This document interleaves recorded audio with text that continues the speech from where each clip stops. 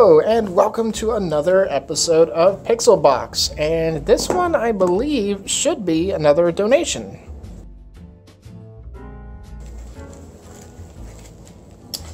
Alright, awesome.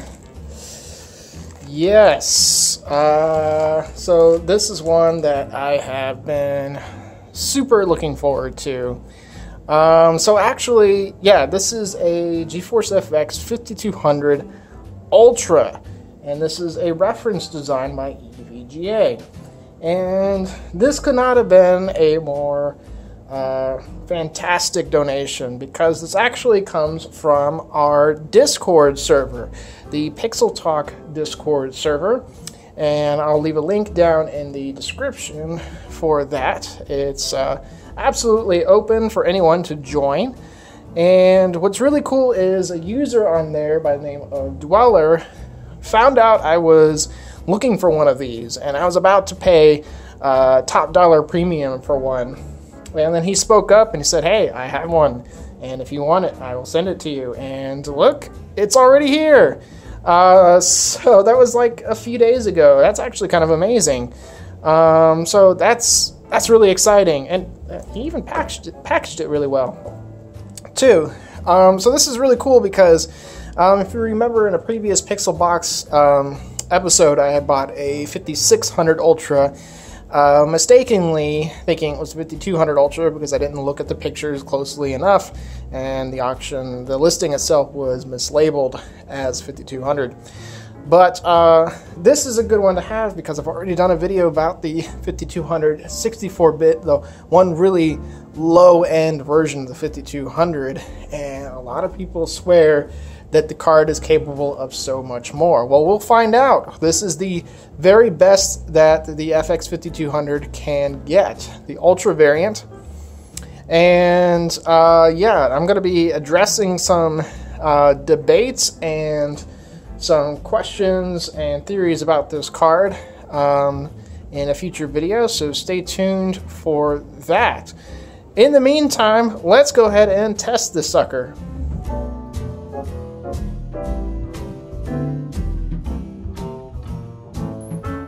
Alright, so as you can see, the drivers are all loaded up just fine. We're here at the desktop and there are no artifacts. We're going to check the specs real quick with GPU-Z. And there we can see 5200 Ultra, NV34. It does not detect the clock speeds, but you can see it does have 128 megabytes of RAM with a 128-bit bus, and that's a huge difference from the 64-bit bus of my previous 5200 that I used in my video about the FX 5200. So let's look at RivetTuner here. Yep.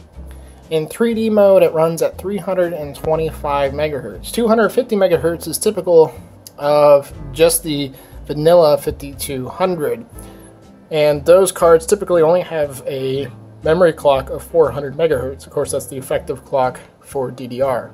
And I was actually surprised I could hear the fan when I first plugged it in. And then when the driver kicked on, the fan noise went down. So even on this low-end card, there's fan control, which is kind of surprising. And now I can hear the fan again. But it is running. Here you can see a 3D application. And, well, unfortunately, this is how it is supposed to run on a 5200. And no, your eyes did not deceive you. It had a 4-pin Molex connector on the back, which is kind of amazing because you consider this was a card that was, you know, a budget-oriented card. It was sub-mainstream. It was below the 5600, and probably retailed for, I'm guessing, $100 or so, and it required external power. And there we see a pretty good frame rate. So this is running very well, I would say. So yeah, this is a spectacular donation because, to be honest, you don't run across the 5200 Ultra very often. Usually you just see the bare bones 5200, and very often with the cut down memory bus. which is unfortunate. And yeah, it does give the 5200 a bad rap. That was kind of the point of my previous video about the 5200, is that a lot of times you didn't know what you were getting because they were poorly labeled, and sometimes they didn't have the specs clearly laid out. So thanks again so much to Dweller over at the Pixel Talk Discord server for donating this and shipping it really fast. It's actually really surprising how quickly this got here. All right, time for the next package. All right, well, we have a few video cards here. There's a couple cheap ones.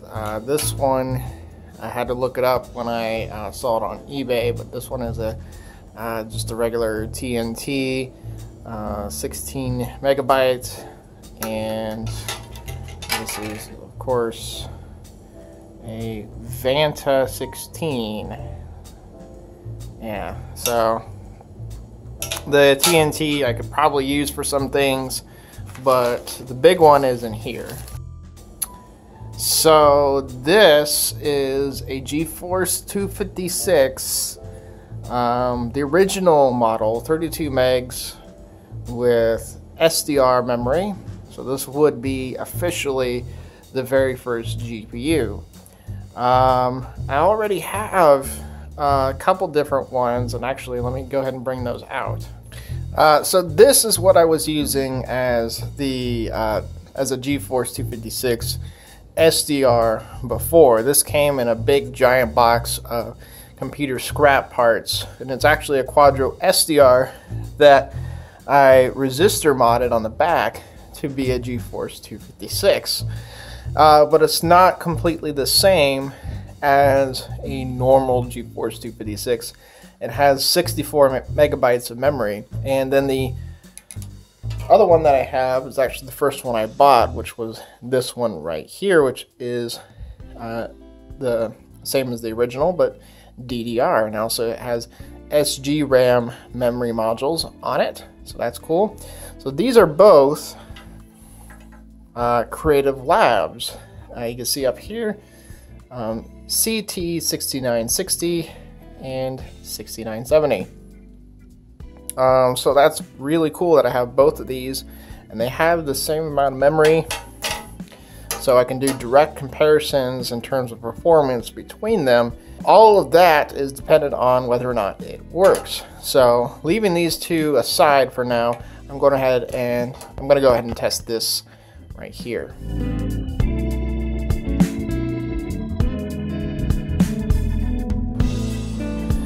Alright, so I'm not getting the fan to spin, so I'm not going to really go much further than this. Also, I see a lot of streaks on the screen here.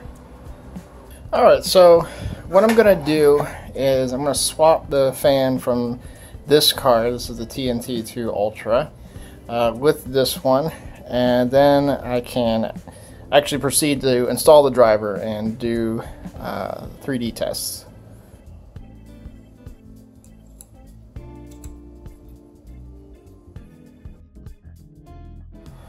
Alright, so the fan is definitely spinning now. Go ahead and skip that. I do still have some pretty bad VGA signal coming off of this card. That doesn't mean necessarily that it's defective. Alright, so yeah, the signal off of the VGA port is extremely fuzzy. Anywhere where it's dark just leaves a streak across the screen, so it's not great looking. Could be some electrical problems there, but the main thing is to see if the GPU itself works.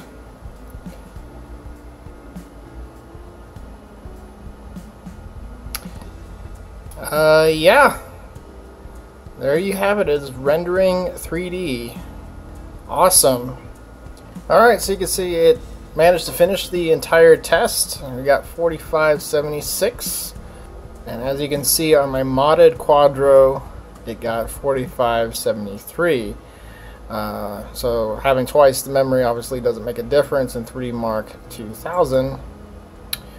But it's nice to know that the chip itself is working, so even if the VGA signal isn't good, I can still use it for benchmarking and getting results off of it. I'm going to try cleaning the VGA connector at the very least with some contact cleaner just to see. The fan swap is just temporary because the TNT2 Ultra that I took the fan off of is a fully working card and needs a fan. So I'll probably use a fan off of, say, my broken TNT2 Ultra from Diamond and maybe swap the stickers off of them just so they look like they're supposed to.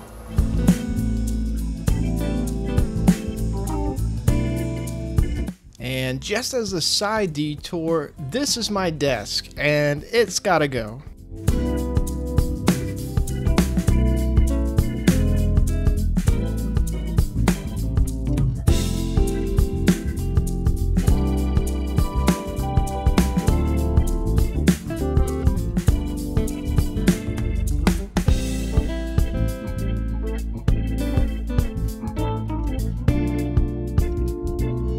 Yeah, much better. Alright, so this next package is another donation. Oh, sweet, we have a note on here. Alright, it looks like he sent me 3 CPUs. Alright, so yeah, we've got 3 Socket A CPUs, which is really cool.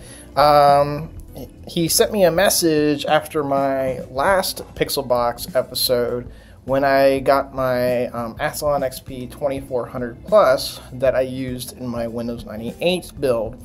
And of course I explained that that was the second best option for Socket A if you're limited to the 266 megahertz front side bus. The best option would be a 2600 Plus, but they tend to go for a premium price, being that they are the fastest for that bus speed.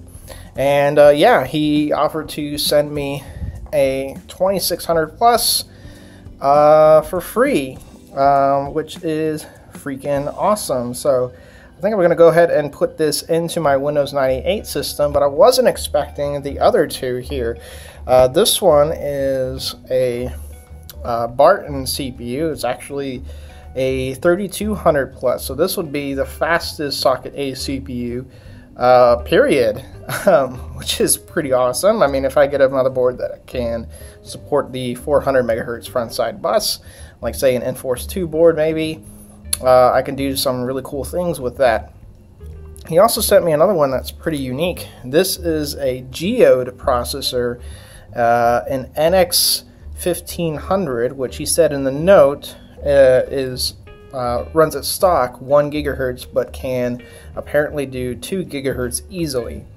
So yeah, this is really awesome, and I can't thank you enough to Bjorn for sending this over my way, all the way from, I believe, Germany. No, correction, Austria. So yeah, that's really, really cool. And thank you for the note, and thank you so much for the new CPUs. There's a lot that I can do with these. So I think what I would like to do is replace these foam cushions on the corners. This is clearly a well-loved and well-used CPU, and these are looking a little dilapidated. They're meant to relieve some of the pressure off of each corner of the CPU so it doesn't get chipped, and when they're crushed like this they don't do as good a job. So I have an extra 2400 Plus that came with the one that I bought. It was a 2-pack. I'm going to see if I can take these newer looking cushions off and replace them here.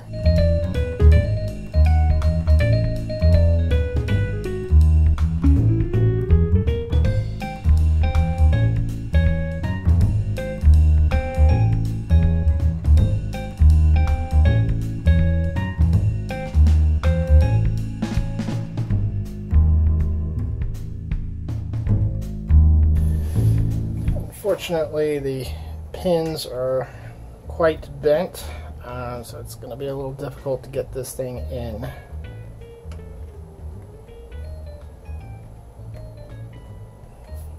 There we are. Hopefully it will work. Let's see what happens. Nothing on the screen so far. Alright, still nothing, so I'm going to go ahead and reset the CMOS, which I probably should have done from the beginning. Alright, CMOS has been reset, so let's see if that fixes it.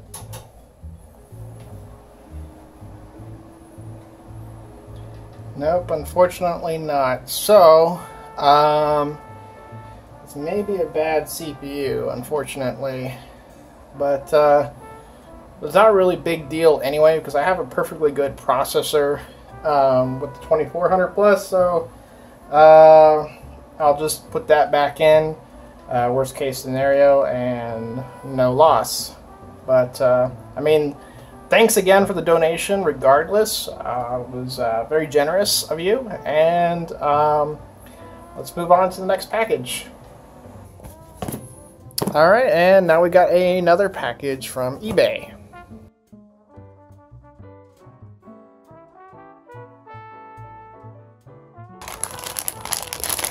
Alright.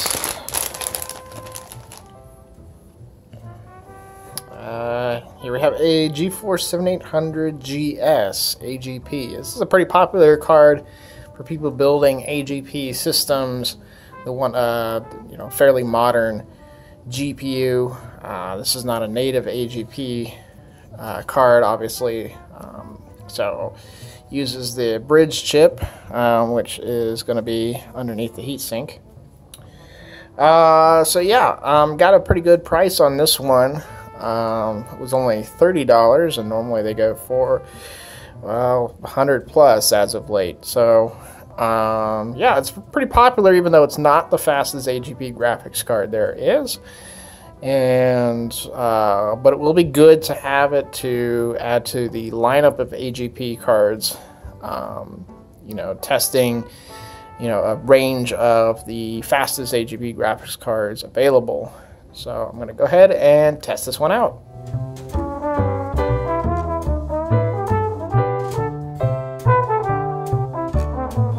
Well, whenever I install the driver, the screen just goes black and the system hangs. So let me shut it off here and let me check my BIOS settings. Okay, this is the problem right here. So this has to be enabled in order for non-native AGP cards to work. And it specifically says NVIDIA. This was throwing me off because I had another card from ATI in here earlier, which was also not native AGP. But those still work without that option. There we go. Alright, now with the drivers loaded up, we can go ahead and take a look at GPU-Z. And we see the clock speed here is 375 megahertz, 1200 megahertz on the memory. Got 16 pixel pipes and 6 vertex shaders, and we have 8 ROPs.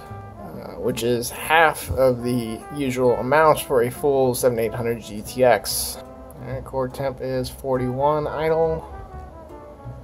Let's go ahead and run a quick 3D test. RTH dribble. And you can see that the rendering is just fine. Going back to our temperature here, the core is rising up very gradually, not very sharp. One of the fun things you can mess with is going into RivaTuner and going into the NV strap, and you can actually configure the core in different ways. For the GeForce 7 series, you're not able to unlock additional pixel pipes like you could, say, on a GeForce 6 series card, but you can definitely disable pipes, and you can see here